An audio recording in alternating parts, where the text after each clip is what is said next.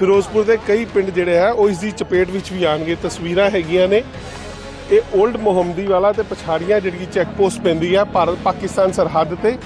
ਉੱਥੇ ਲੋਕ ਜਿਹੜੇ ਹੈਗੇ ਨੇ ਇਹ ਫਿਲਹਾਲ ਬੰਨ ਨੂੰ ਮਜ਼ਬੂਤ ਕਰਨ 'ਚ ਲੱਗੇ ਹੋਏ ਨੇ ਤਾਂ ਕਿ ਇਹ ਬੰਨ ਨਾ ਕਿਸੇ ਤਰੀਕੇ ਰੁੜੇ, ਔਰ ਅਗਰ ਜੇ ਇਹ ਬੰਨ ਬਚਦਾ ਹੈ ਤਾਂ ਲੋਕਾਂ ਦੀ ਹਜ਼ਾਰਾਂ ਏਕੜ ਫਸਲ ਵੀ ਬਚੇਗੀ ਔਰ ਕਈ ਪਿੰਡ ਡੁੱਬਣੋਂ ਵੀ ਬਚਣਗੇ।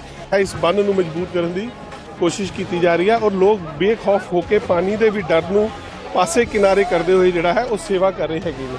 ਤਸਵੀਰਾਂ ਫਿਰੋਜ਼ਪੁਰ ਦੇ ਓਲਡ ਮੁਹੰਮਦੀ ਵਾਲਾ ਚੈੱਕ ਪੋਸਟ ਦੀਆਂ ਨੇ। ਜ਼ੀਰੋ ਲਾਈਨ ਦੇ ਉੱਪਰ ਲੋਕ ਜਿਹੜੇ ਆ ਉਹ ਲੱਗੇ ਹੋਏ ਨੇ। ਤੁਸੀਂ ਅੱਗੇ ਹੋਰ ਵੀ ਗੱਲ ਕਰਾਂਗੇ ਵੀਰਾਂ ਨਾਲ ਜਿਹੜੇ ਇੱਥੇ ਸੇਵਾ ਕਰ ਰਹੇ ਹੈਗੇ ਨੇ, ਆਖਿਰ ਕਿੰਨਾ ਕੁ